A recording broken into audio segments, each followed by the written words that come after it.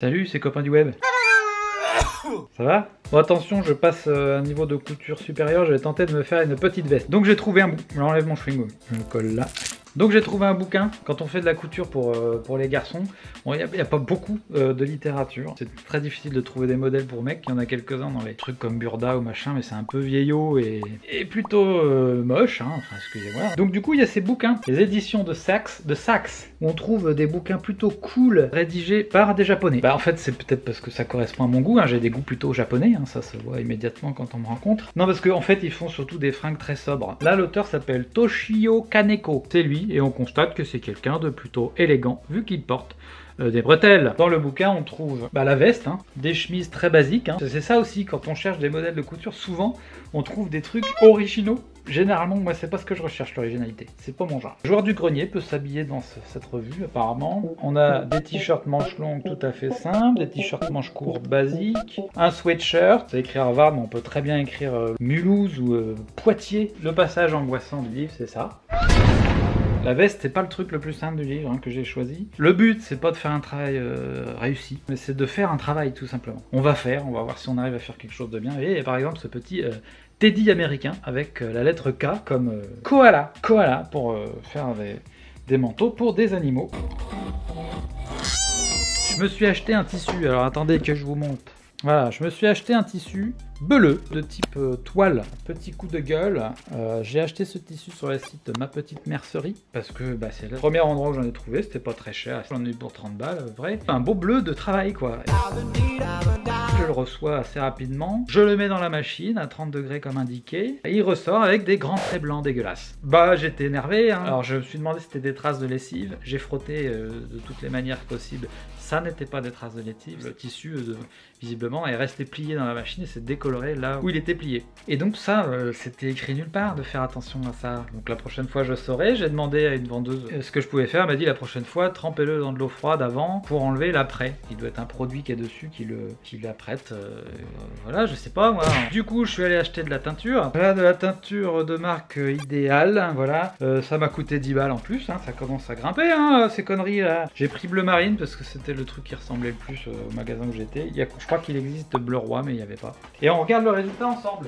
Les traces blanches, vous voyez, là il y en avait une. Maintenant c'est plus une trace blanche, c'est une trace bleu marine. Ça fait un peu comme des traces d'escargot. Voilà, je change de cadre, un cadre un peu plus automnal avec des poires et des pommes dans le fond, j'ai trouvé ça joli, donc j'ai fait ça. Ici dans le bouquin, vous prenez les dimensions de votre corps, hein. Vous pouvez du coup en déduire votre taille. Alors je vous montre le patron. Sur un patron comme ça, il y a plusieurs trucs. En bleu, j'ai repassé toutes les pièces de la veste que je veux me faire dans la taille S. Et il y a toutes les tailles successivement. J'ai placé un rouleau de papier comme ça, c'est du papier à patron, hein, qu'on appelle ça, dans le milieu de la couture. On le plaque et on repasse avec un stylo et après on coupe. Et là par exemple je l'ai fait ici pour cette pièce là et donc j'ai fait ça pour toutes les pièces et maintenant on va les plaquer sur le tissu pour les découper. Je commence par faire toutes les pièces qui seront en double parce que je fais ce que je veux. Ça c'est que la moitié de la pièce, je la place sur le pli du tissu comme ça quand je couperai ici les deux épaisseurs en même temps.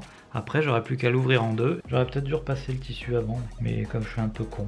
Maintenant, il faut prendre en compte ce qui est écrit ici. Ce que j'ai noté, c'est qu'il y a 1 cm de marge tout autour. Je m'étais acheté ça, et ça a l'air bien, parce qu'on peut changer les mines.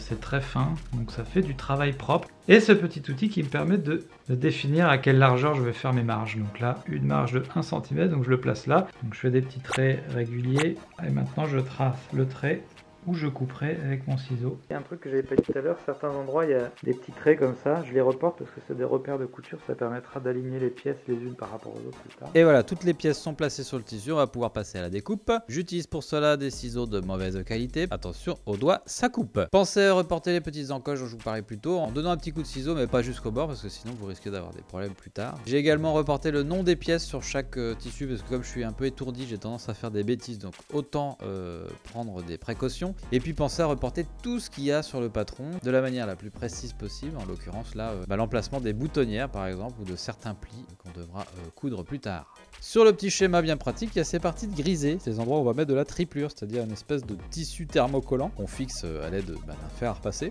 qui permet de renforcer par exemple le col ou la parmenture, l'endroit où seront les boutons. Puis Netflix, là c'est The Mist, c'est l'épisode 1 de la saison 1, je sais pas si c'est bien, j'espère. Ça y est, je commence à chier dans la colle. Ça y est, on y est. Là, par exemple, je viens d'essayer de fixer une petite bande thermocollante sur la bordure de cette pièce. Et en fait, bah non, parce que le fer a fait fondre immédiatement le truc. Et ben, il y a une grosse tache de colle sur mon fer à passer. Et en plus, j'ai renversé de l'eau là. Putain. Et en plus, je me suis rendu compte que visiblement, alors ça c'est le bordel. Ne vous inquiétez pas, ça je vais ranger. J'ai dû ressortir ça parce que je me suis rendu compte qu'il y a une pièce que j'ai sans doute mal taillée. À savoir que là, c'est 2 fois la même pièce, sauf que là et là, c'est pas la même. Il y a une pièce qui va jusque là, une qui va jusque là. C'est en voulant coller ça que je me suis rendu compte que j'avais dû couiller quelque part. Heureusement, il me reste assez de tissu, je pense, pour le refaire. Ce qui est un peu dommage, c'est que je m'étais dit chouette, il me reste assez de tissu pour faire une cagoule avec. Et ben non, dans le cul la cagoule je pense, parce que je vais devoir taper dedans. Je vais voir si j'arrive à récupérer les pièces tout à l'heure, hein. C'est celle-là, je l'ai punie, je l'ai mise là. Et en plus je peux vraiment pas me foirer, parce que comme j'ai teint le tissu, je peux pas en racheter. Si j'en rachète et que je reteins, ça risque de pas être exactement le même bleu. Puis c'est pas un petit bout de truc qui se voit pas, hein, c'est le dos. Je risque d'avoir un dos d'une autre couleur que le devant. Disons que dès qu'on va me croiser dans la rue, on va me dire tiens, ça c'est de quoi qu'a fait ta veste, visiblement. C'est pas le but. Quand on fait un ouvrage comme ça, c'est pas le but.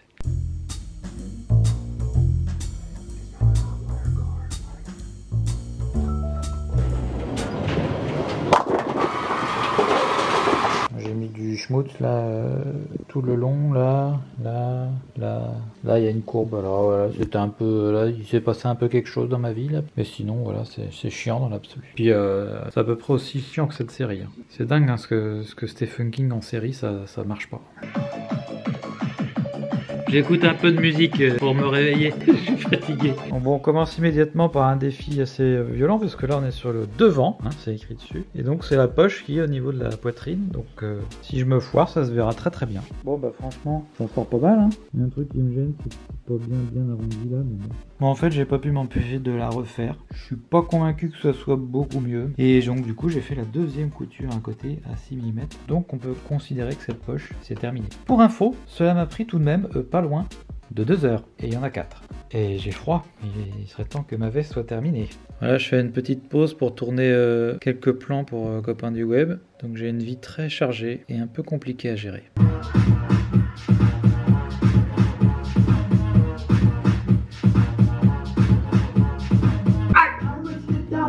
Un clou. En fait, là je suis obligé d'attendre un peu, c'est pour ça que je danse, parce que pour tourner les plans qui me manquent, il faut que je me rase la barbe, sinon ça fait un faux raccord. Et je possède ce rasoir de marque Calor, qui ne fonctionne pas quand il est branché. En attendant, je m'ennuie un peu. C'est un peu hors sujet par rapport à la confection de la chemise, donc on va aller voir la chemise, on va en parler un peu. Donc en gros, j'ai fait les poches sur les 2 parties devant. J'ai même commencé à attaquer la parmenture. C'est cette petite partie qui est cousue sur la grande partie là, pour épaissir un peu la boutonnière. Et là, on a vraiment bien avancé la partie qui me faisait un peu peur, c'est-à-dire le dos, qui est en 2 parties, parce qu'il y a un truc compliqué ici à gérer. C'est-à-dire qu'il y a des renforts là et là. Ça permet d'avoir une fente dans le bas du dos, qui permet d'aller faire popo plus facilement, je pense. Donc une veste pratique en termes fécales, voilà. Et voilà, on a fini l'avant et l'arrière. Mais j'ai acheté du fil à la droguerie. Il n'y a que 100 mètres de fil. Avec 100 mètres de fil, oui, ben, je sais, il y a Jérôme qui se plaint. Avec 100 mètres de fil, on fait pas une veste. Il faut au moins 200 mètres. Je dirais même plus. Sauf que ça, je l'ai payé 3,10 €.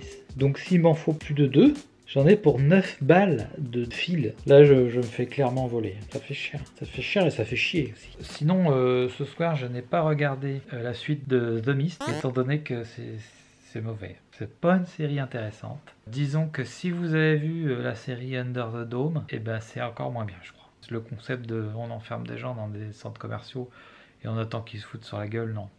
J'en ai marre. Du coup, ce soir, j'ai regardé Mama de Muschietti, je crois. Je crois que c'est le réalisateur de ça, Hit, la nouvelle version. Ça m'a pas transcendé, hein, mais c'est beaucoup mieux que Hit, je trouve. Bon, donc demain, j'essaie de finir la veste. Ça va, Jérôme? Fouille dans la poubelle? T'as perdu un truc? Petit bilan au bout de, je sais plus, on est au 3e ou 4e jour, je sais plus. J'ai bien avancé parce que j'ai fait le col ce soir. Et le col, c'est le truc le plus chiant. 1000e jour de fabrication de ma veste. Donc je vais vous montrer où j'en suis. Hop, voilà. Bon, alors il manque les boutons pour le moment. Petit bouton de bois. Je crois qu'il y en a 5. Je vais essayer de fixer les boutons avec un fil rouge. Alors il y a des défauts. Celui-là, je pense que je peux le corriger. Et normalement, c'est comme ça. Là, c'est très bien. Je suis content. Et là, erreur. Là, il y a un petit décrochis. Je sens que ça va m'obséder. Ce petit truc nul là. Donc je pense que je vais le refaire. La taille est la bonne, c'est ce que j'aime mettre, sauf les manches qui sont trop courtes. La prochaine fois je rajouterai 5 cm je pense. Je vous montre ma fente. Voilà, je crois que j'ai terminé toutes les étapes de la confection de ma veste. Là, les boutons sont mis, ça me paraît pas trop dégueu. J'aime bien le petit fil rouge là. Voilà, ma première veste. Bah, j'aime beaucoup ce modèle, donc du coup, je pense que j'en referai dans d'autres couleurs. J'ai des petits glaires dans la gorge, vous m'excuserez. Je remercie Toshio Kaneko. Domo arigato. Je remonte le bouquin aux éditions de Saxe pour 24,50 €. Ah oui d'ailleurs, faire un petit bilan de combien ça m'a coûté cette veste. 30 € de tissu avec les frais de port. Il y a de la doublure à acheter, de la triplure là. Bon, on va rajouter 5 € en plus. La teinture, c'est 10 balles, mais normalement il n'y a pas de teinture. Donc on ne compte pas ces 10 balles. 9 € de fil, alors que je pense pour 3,50 € ça suffit. Les boutons, 1,10 € ou 20 € le bouton, c'est très cher aussi. Donc ça fait 5 € de bouton. J'ai eu une réduction, parce qu'il y a un des boutons qui est pas de la bonne couleur. Donc on en est à moins de 45 € une chemise quoi. Et puis il me reste assez de tissu pour me faire une cagoule dans le même tissu. Jérôme est en crise, je sais pas ce qui lui arrive. Il doit y avoir un produit sur la chemise ou je sais pas quoi qui l'excite terriblement.